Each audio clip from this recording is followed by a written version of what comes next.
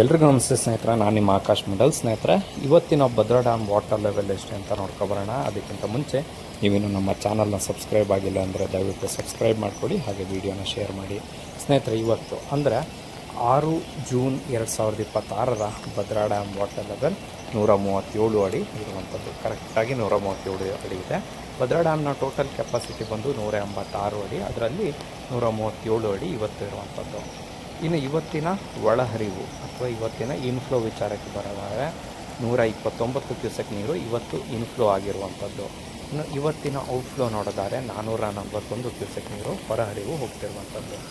ಇನ್ನು right bank channel ಮೂಲಕ 120 cusec ನೀರನ್ನು ಹೊರಹಾಕ್ತಾ ಇದ್ದರೆ, ಲೆಫ್ಟ್ ಬ್ಯಾಂಕ್ ಚಾನಲ್ ಮೂಲಕ 60 ಕ್ಯೂಸೆಕ್ ನೀರನ್ನು ಹೊರಹಾಕಲಾಗ್ತಾ ಇದೆ. ಇನ್ನು ಸ್ಲೂಸ್ ಗೇಟ್ ಮೂಲಕ ನದಿಗೆ 200 ಕ್ಯೂಸೆಕ್ ನೀರನ್ನು ಬಿಡಲಾಗ್ತಾ ಇದೆ. ಇನ್ನು ಆವಿಯಾಗಿ ಹೋಗ್ತಿರುವಂಥದ್ದು ನೀರು 61 ಕ್ಯೂಸೆಕ್ ನೀರಾಗಿದೆ, 61 ಕ್ಯೂಸೆಕ್. ಇನ್ನು ಲಾಸ್ಟ್ ಇಯರ್ನ ಇದೇ ಟೈಮ್ನ ಭದ್ರಾ ಡ್ಯಾಮ್ನ ಕೆಪಾಸಿಟಿ 142 ಅಡಿ ಇತ್ತು.